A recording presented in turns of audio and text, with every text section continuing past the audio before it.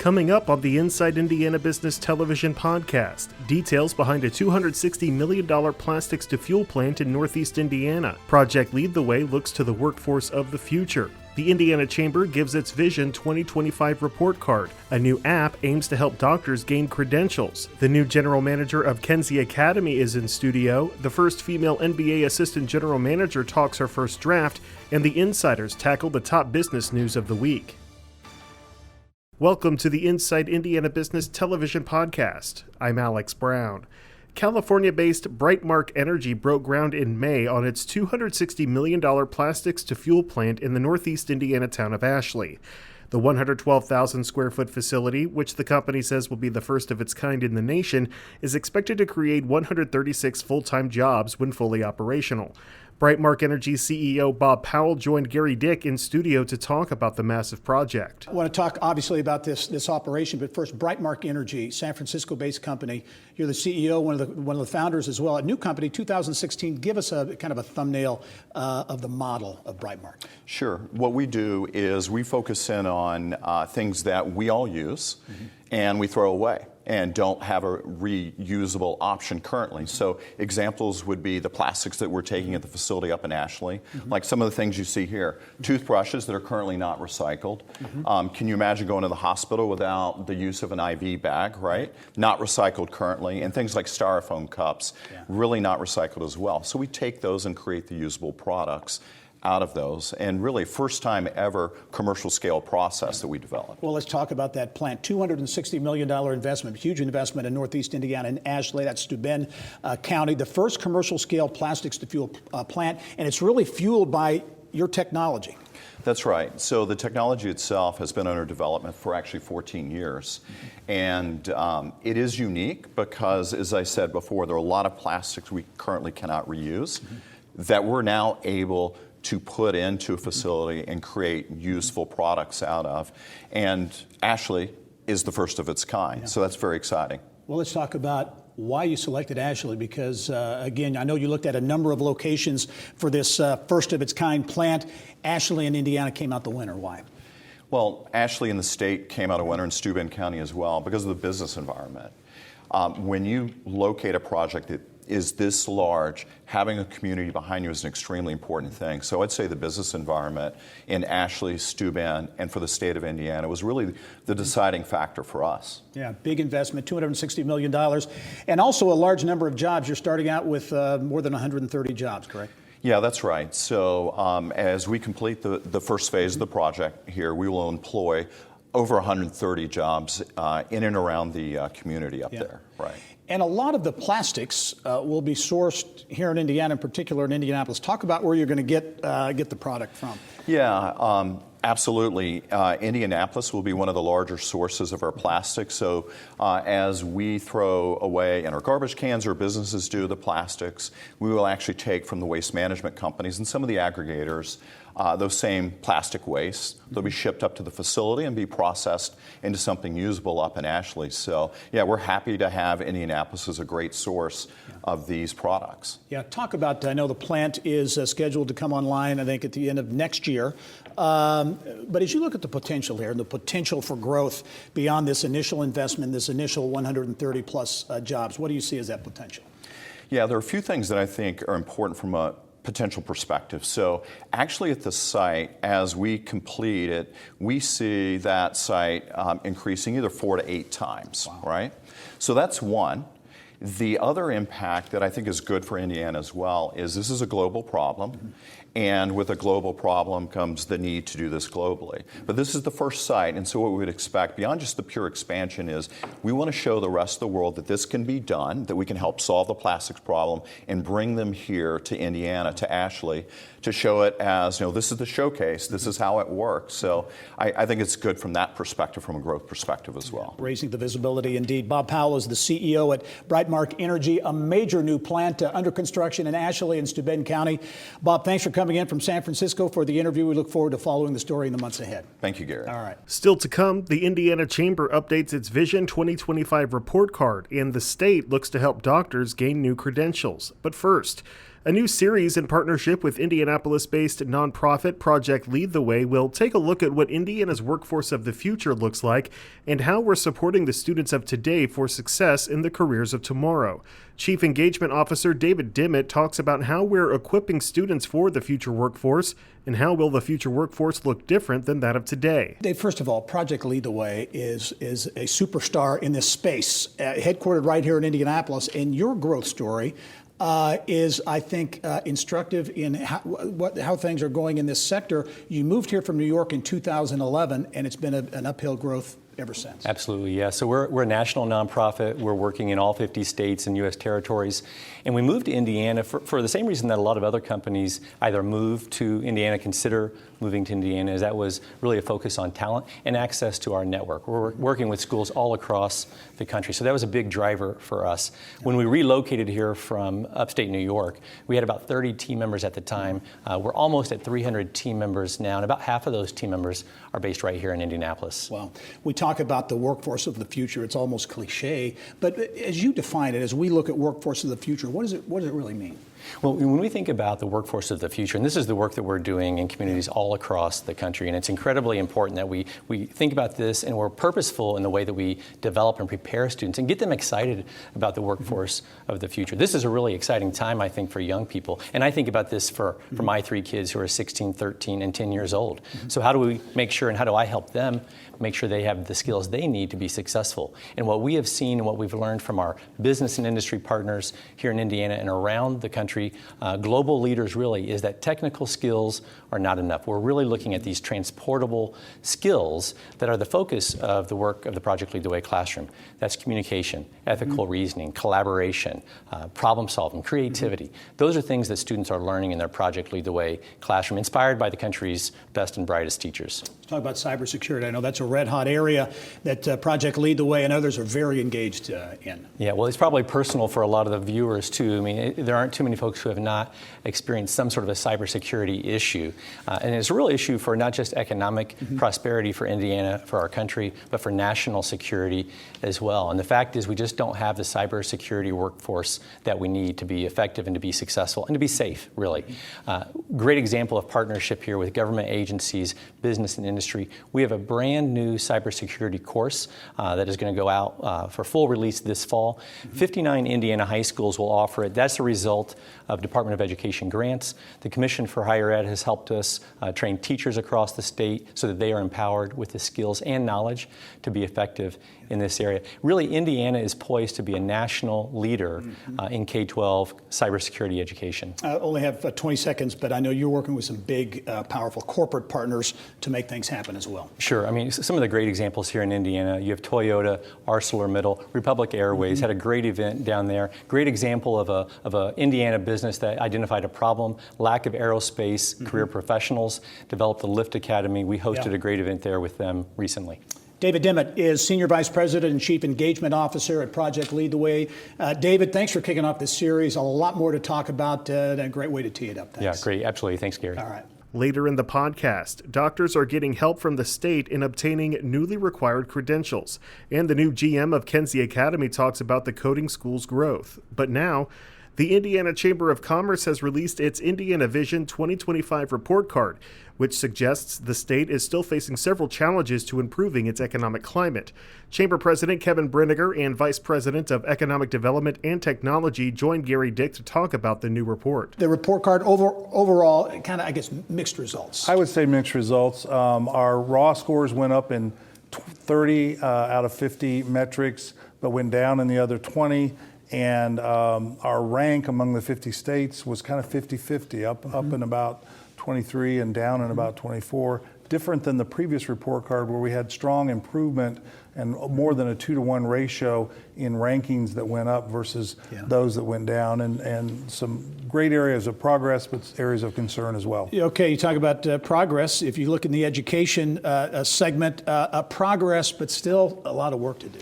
Yeah, we continue to rank in the top 15 states in the lower K-12 area and the National Assessment of Education Progress, 4th grade reading, math, science, and 8th grade.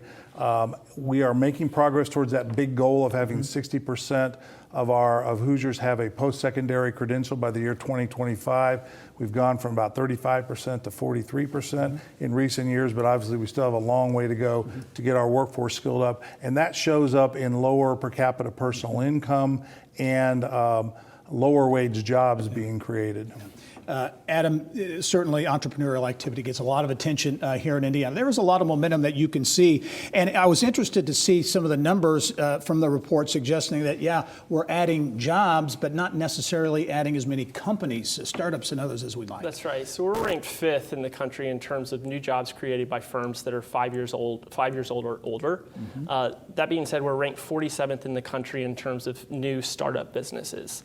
The Kauffman, the highly regarded indicators of Kauffman's indicators of entrepreneurship show that we're ranked 45th overall in terms of entrepreneurial activity, outranking Ohio, Illinois, and Wisconsin. But as I mentioned, 47th in new businesses and 49th in terms of new jobs that are created from the startup firms. This obviously is very much a statewide report, and you've got regional breakdowns as well. You're getting around the state and connecting with the regions. What are you finding out there around the state of Indiana? A lack of consistency, really. Kevin and I have visited 7 different regions throughout the state, and what I find most interesting, given that we have 85,000 unfilled jobs in the state, what regions are doing a good job of attracting new residents? And what we found is that the southeast corridor, I-65, I-74, they're doing a great job in terms of attracting new residents. There's not really a correlation that can be identified other than the regions of the state that are attracting a new population have a significantly higher high school graduation rate than the other regions. Very interesting. Only 20 seconds. Unfair, I know, because you can talk for a long time. Yes. But health, that's a big red flag in the report. Yeah, our smoking rank among the 50 states went from 38th worst to 44th worst. Wow. Our smoking rate is 50% higher than the U.S. average. And this is important to the chamber and the business community because it costs businesses $6.2 billion a year. Our obesity numbers are going up as well, and it's time for the General Assembly to take action. Great information in the report card. Kevin Brenniger, Adam Berry, thank you both for being here. Thanks, Thank you. Gary. All right. Remember, you can catch Inside Indiana Business Television on stations throughout the state every weekend. Head to InsideIndianaBusiness.com to check listings. Still to come, leaders from an Indianapolis coding school and the Indiana Pacers talk about their respective new roles. But first, a new state law for Indiana doctors took effect this week that raises the bar for continuing medical education related to opioids. Indiana State Medical Association President Dr. Stacy Wenck joins Business of Health reporter Kylie Valletta about a new app helping doctors get the credit they need. Before we get to the app, let's talk about the big idea here. Tell us just a little bit about prescribers' role in battling the opioid epidemic in Indiana. I think prescribers are well positioned to be able to lead this issue. We prescribe the medications. We have a relationship with patients, so we're able to educate them. I think that there's so much changing in our knowledge of opiate use disorder, that allowing us to develop some programming to help physicians learn more how to transfer that information will lead to an improvement in this epidemic. And really making it easy for them with this new app ISMA created. It's called ISMA Online. Tell us how it helps doctors meet these new education requirements. Sure. We were able to partner with the Richard M. Fairbanks Foundation. They're advocates and they're passionate about the opiate use disorder issue, particularly in the state of Indiana. So they provided us a grant that allowed us to focus on developing this app. It is very easy to use. It also offers different mechanisms to gather information. We all learn differently, so there are webinars, there are videos, and there's the podcast, which allows very short snippets of educational pieces on the go, being able to access the app, being able to learn. I did a podcast earlier, a phone call came in, my site was held. After I finished my phone call, I was able to just click right back on and finish the educational piece. So you can almost hit pause and jump right back in, which is great for busy doctors. ISMA, I'm sure, could have created a lot of different technologies. Why did you want to create this specific app for opioid education for doctors? Yes, thank you. So again, it's very difficult for a physician to take upwards to a half a day to get to continuing education hours. We realize that we're streamlining all the time, and to be able to offer this piece in small snippets, to be able to access it in between meetings, in between patients potentially, to be able to learn, it just is a more current way that we're learning. Right, meets doctors with their busy schedule. And you mentioned even other states. This could be a framework or a model for other areas who need to create the same type of app, also centered on opioids. Tell us a little about that. We're really excited. We have had other people reach out after they heard about this app. It is very unique. And so it really affirms that what we're doing is the right approach to provide education. Well, it sounds like you're going to stay busy teaching all these other states how to do what Indiana's doing. Thanks for being here today and telling us a little bit more about it. Thank you. Later in the podcast, the Pacers' new assistant GM talks her first draft, and the insiders discuss the big stories of the week. But now, apprenticeship and coding school Kenzie Academy is continuing to grow. The academy is getting ready to start new cohorts in July and October. Plus, the academy recently named former Speakeasy executive director Danielle McDowell general manager. In our Eye on Education segment, McDowell explains how Kenzie Academy is pioneering a new model for tech education. You've really hit the ground running because the academy continues to grow. Give us a thumbnail sketch, if you will, of the academy. It's really, I think, living proof that the kind of the traditional classroom is not necessarily the education model of the future. Right, absolutely. So we opened up Kenzie Academy to new students about 16 months ago, and we have 167 students today that are enrolled. Essentially what we're doing is we are trying to, four-year programs aren't necessarily the best option to prepare talent for the tech pipeline and that tech gap that we're experiencing today. So what we do is we take our students, and within a year, we deliver a full education and a fully immersive program that allows them to graduate with either a full stack engineering certificate, a UX, user experience certificate, or a digital marketing certificate.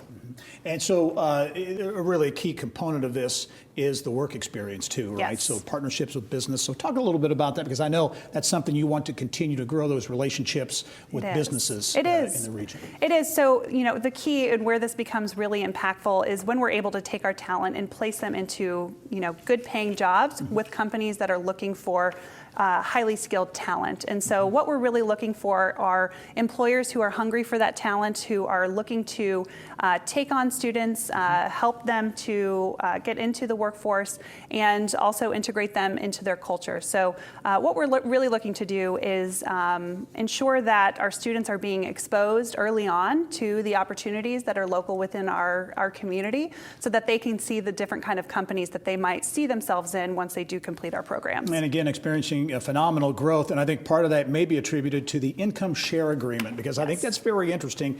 Education cost is such a huge issue, not only in Indiana, obviously, but around the country. This income share agreement really hits to the heart of that. Yes, absolutely. So Forbes reported that $1.4 trillion has been taken on by Americans in student loan debt.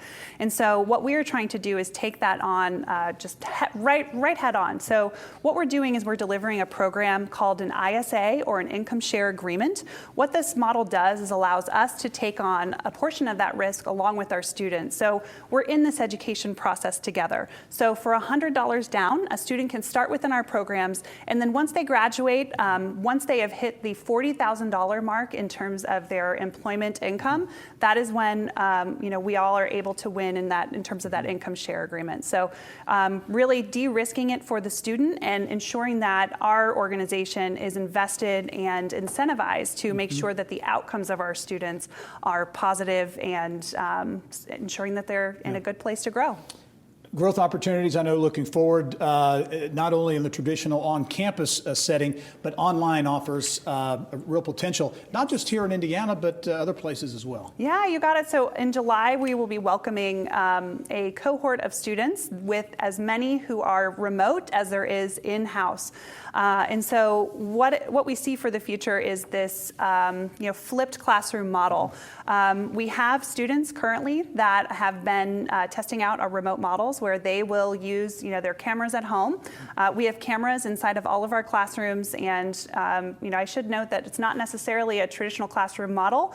All of our offices all of our classrooms look like offices. So if you walk in, it would be just like you would be in a working environment. You have people that are remote using their cameras to come in and collaborate with people who are on the ground as well. Another great example of innovation in education in Indianapolis and Central Indiana, Danielle McDowell, Kenzie Academy. Thanks for joining us.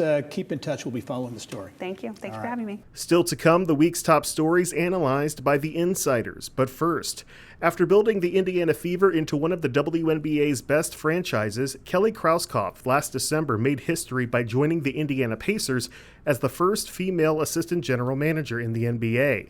And now, fresh from her first NBA draft, she joins Inside Indiana sports contributor Bill Benner in studio. Has it been a real sea change for you, going from looking at female college talent to the males? Well, there's a few differences, obviously, but I'll say that the change has been familiar because there's so much familiar about, obviously, the process of what you do when you're evaluating talent. But joining the Pacers was like, rejoining my family in a sense, because I knew everyone, and we're certainly working in the NBA side is different in the sense I don't have the same context as the guys have had all these years, but it's really the same. I mean, there's so much similarities that the difference is I don't have the context of the years of watching these guys play and certainly all the backgrounds, but it's been a great 6 months. In some ways it's felt longer, in some ways it's felt shorter, but it's been wonderful so far. In general, what is your role and your responsibilities? Yeah, so obviously, in management, you're first and foremost is evaluating talent. You're putting together the roster. You're part of the management team with Kevin Pritchard, Chad Buchanan, and Peter Dinwiddie in terms of putting together the rosters. Constantly looking at ways to make our roster better, which is what I did all those years for the Fever, and as well as working in our player development area. Karen Atkinson, who runs that area for us, and overseeing the experiences for the guys when they're here, and then being sort of a conduit for the player marketing as well. So, but first and foremost, really, evaluating talent and how can we get better, and how can we make this a destination market for a lot of free agents. Well, and you did make it a destination market in the recent NBA draft. Goga Batadze from Europe, been a 19-year-old, but played 3 years in the EuroLeague from Georgia. And we were told that the reporting was that there was genuine elation when he fell to the Pacers. Very much so. And in fact, before we picked, we made some attempts to try to move up because we really felt like he was not going to be there at 18. And I know sometimes you hear teams say that, but it's really the truth. We had him as high as, I think, 11 on our board. He's a 6'11" center that is so multidimensional, and he's been playing against pros since he was 16. So he's a top EuroLeague player. He's very mature in many ways, but will have a lot of room to grow in terms of his experience level of playing against pros in Europe. And he just, he's delightful. He's got a great personality. He's a team guy. Really enjoyed the chance to meet him when he came in for this press conference. We were thrilled and elated, and certainly the most talented player that we could get at 18 truly was Goga. And Kevin Pritchard made it clear very quickly that Miles Turner and Domas Sabonis aren't going anywhere, that these three guys are going to fit together. Look, the game's gotten bigger, and what he can do is he can spread the floor. He can shoot the three easily, very easily, as well as 85% of his shots are either a three-point shot or right there in the paint. So, I mean, he is a tremendous talent, and you can never have too many bigs on your team. and it gives us a lot of flexibility in terms of how to play those three. Kelly, as we wrap up, important dates coming up. Free agency starts with negotiations, free agent signing shortly thereafter, and then also the summer camp in Las Vegas. Right. So free agency, really, you can start the negotiating process June 30th, this weekend, coming weekend, and start signing players July 6th. So, if you, we hope to be, very active and plan to be very active. And then after that is the summer league. So we'll field a team and have a team out in Las Vegas competing. Some of the young guys will be out there. And it's a great time to see young talent, not only just with our team, but with other teams. Well, Kelly Krauskopf, again, the NBA's first female assistant general manager. It's great to have you on the program. Thanks. Wish Glad to be you here. nothing but the best going Thank you. forward. And finally, our panel of insiders give perspective on Indiana's top business stories. This week's panel includes Butler University College of Pharmacy and Health Sciences clinical instructor Aaron Albert, Winston Terrell Group Principal Robin Winston, and S2 Strategies Principal Stephen Stolen. The weather this spring, obviously very wet. It's been disastrous for a lot of farmers. Governor Holcomb met with state ag leaders, and I think the number was 86% of corn, 64% of soybeans in the field. It should be all planted by now. Big impact on the economy. It is, and I think when you live in the city, sometimes we become city-centric here. We forget how important this is and how impactful this is, and that the industry itself is going to be pinched now because there are some insurance-related things that require them to get the crops, get the planting in. Then there's also insurance-related stuff if they can't. But then even when we do have that, and the delay because of the wet fields, so the farmers and that industry is going to get pinched again in the fall, hoping that we don't get an early frost, stuff like that. But you can't control the weather. Yep. So it's great the governor's taking some lead on this, trying to figure out what to do for our state in this very important sector. And I've always said the farmer is the quintessential entrepreneur. I mean, you're out there and you're at the mercy of the weather, things you can't control. Robin, from a political standpoint, the governor may, in fact, as they do these county by county assessments, ultimately, request aid, federal aid, those types of things. So there's a kind of a political component in there too. Well, there's 213,000 registered voters who declare themselves as farmers in Indiana. That's an important, yeah. So I have 213,000 reasons that he would have met with them. They're about 7% of the vote. Farmers also have been whipsawed. I mean, remember, this started with Farmers' Almanac, right? But now we're dealing with climate change, we're dealing with tariffs, we're dealing with the spiraling cost of equipment. If you're talking to people at Reynolds, they'll tell you that combine costs have gone up because of steel cost. So the farmers are definitely plugged into our economy in more ways than one. So not only was it beneficial for him politically, but we're also home of the FFA. I mean, when you think of Indiana, you think of farmers. This is a great move on his part. Yeah, no question about it. And Aaron, I know you've done so much work around innovation and entrepreneurship and those types of things. As you look at an organization like AgriNovus Indiana, which is really focused on the ag biosciences and modern farming, the role that can have in the future economy when it comes to jobs is substantial as well. Absolutely. Climate change was a big political topic as well on the Democratic debates. I think it could be a huge threat for our country, as well international trade and what's happening at that level and how that will affect the price at the grocery store. Yeah, a major announcement. Actually, the announcement came earlier this year, but our top story this week, an Ashley recycling plant is basically a plastics to biofuel facility. First of its kind in the country, announced in Ashley, which is Steuben County, the far northeast corner of the state of Indiana. This, Aaron, is a big investment, $260 million, 136 full-time jobs in a different kind of industry, very different, but holds, folks up there think it holds promise for bigger things ahead. Very excited about this opportunity for Indiana. I think as well, when we talk about international trade, the fact that our recyclables are not going overseas anymore. We desperately need to find ways to recycle and do biofuels for our state. I think it's a tremendous opportunity for us, and I'm excited about it. I didn't honestly know where Ashley was. I had to look that up. Yes. I do now. Everyone knows where Ashley is, and how about a great boon for that county? Absolutely. And again, a reminder that there's really business to be done, even in the far corners of the state. I know they have a big Family Dollar distribution center they got there, so they've had some investment in that part of the state. Robin, as you look at Indiana's acceptance of new technologies and doing things in a different way, this is something that's new, believed to be first of its kind.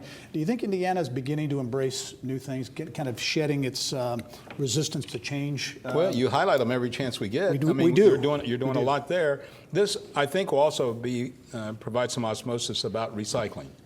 I mean, if you have this facility in the town, people are going to begin to think, well, you know what, I can put this here. Yeah. And you're getting it for a great generation. My generation was don't be a litter bug. This generation will be make sure you recycle and protect the earth. And I think that's a tremendous benefit. Yeah.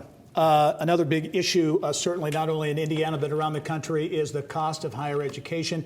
This week we saw Indiana State University trustees there approve a tuition increase, and universities around the state this time of year are doing the same thing with, you could look at an exception at Purdue where they've frozen rates for, I think, 6 or 7 years. But Aaron, as you look at that cost of higher education piece, it really is, obviously it's increasingly a huge issue. Yeah, again, another huge topic for the Democratic debates about, student loans, the affordability of higher education. Really excited at Butler University receiving a $5 million gift recently as well to expand our science programs, which I personally have a passion for, being a pharmacy major myself. So I am excited about the fact that our institutions of higher learning here in the state are doing very well and continue to do so from various funding sources. Well, in partnering in the business community as well. So not only looking to an alumni base, I believe this was an alum that helped the Butler program, but also looking to the business community and partnering with higher ed there and trying to solve this thing. And that blends into all kinds of other things you talk about all the time, Gary, which is how does this fit into workforce initiatives and how does it fit into, credential granting and that sort of stuff. So it's pretty cool. And we had Kenzie Academy on just a couple of segments ago. Purdue's doing the same thing, this income share agreement where they will, kind of share the expense of the education once a student gets to a certain income level after graduation. So interesting formats being tried out. Don't forget that Indiana State has reciprocity with Illinois, Western Illinois, or Eastern Illinois. So that helps bring students across the border there. It is a regional university. Tremendous pipeline for people coming out into education, particularly elementary education. Or broadcasting. Yeah, I know. Broadcasting. There you go. There you go. But you have the By Education School over there, which is producing people coming into our public schools. I think that it's a sign of the times they didn't get enough money from the General Assembly, but it's because they can't keep up with inflation. But still, I think it'll be fine. As we look at another big announcement in the last week, Alicia Johnson named the new superintendent at Indianapolis Public Schools. I know we had her on the show right before the announcement. Always been impressed by her, and I think, just a personal opinion, I think it was a great move. It's a great move because it's somebody that people know, they've worked with. Very interesting. You had all different groups. Think of the disparate groups. You had the Chamber of Commerce, Concerned Clergy, NAACP, labor groups all supporting her. So that's a good way to be a linchpin for success of IPS. And I think overwhelming support from teachers who really want to stabilize and really be focused on the classrooms. And I think she's going to allow that to be a much smoother thing as we go through the summer and into the fall. Everybody knows who their boss is, as it were. And I think it's going to be a really, really good thing. She's very well liked, and you touched upon all of that, the different entities that are supporting this, and thought that she was an automatically good choice. Yeah. Okay, Stephen, I know you want to comment on the Guitar Foundation convention that's coming to UIndy, and it's a unique convention that's coming to UIndy next June, I believe. Hundreds of folks from around the globe will be descending on. Right. Well, like my friend Aaron, I have Butler University roots, having taught there for a long time, and kudos to UIndy, because a lot of folks don't know about the quality faculty there. Yeah. I mean, that adjunct faculty is really top notch. And while classical guitar is not one of those things that people really think of as a kind of really important part of the music industry, everybody loves classical guitar. So I think it's a really great thing. It's going to be kind of subtle under the radar screen, but it's really great to Rob Manuel and the folks at UIndy to land that. Aaron, I'll throw this one to you. Holiday World, what I think is a great entrepreneurial success story in Southern Indiana. Been around since the mid-'40s, I think, and they've really grown that. They're joining the Hall of Fame for TripAdvisor, really getting national attention for what they're doing down there. Love that story. It's a family-based business. I think, we need more of those success stories in Indiana. So I've always had my pom-poms out whenever we've got family-based businesses that are not only, surviving, but thriving. Yep, that's good. And our final, Robin, I'll give you the final say on the Pacers draft situation. I was looking for next year, Goga, and I can't remember how to pronounce his last name. Okay. But if he becomes good enough, he's going to be maybe a one-name guy, Goga. and everybody will know how to pronounce his last name too. That's right. They have a benefit of problems. Too many people want to be power forwards. Yep. This guy's going to come in and help anchor in the middle. Yeah. It means Miles Turner has a new job. It means everybody, it kind of puts the pressure on Thaddeus Young. Yeah. It'll be interesting to see where the Pacers go with this. Okay. But that's all beneficial. Interesting indeed. Robin Winston, Stephen Stolen, Aaron Albert, thank you one and all. That wraps up this week's Inside Indiana Business Television podcast. Remember, you can find all of this week's TV segments, as well as the top business news from throughout the state, at InsideIndianaBusiness.com. While you're there, you can also subscribe to our platform of free e-newsletters. This is Alex Brown for Inside Indiana Business.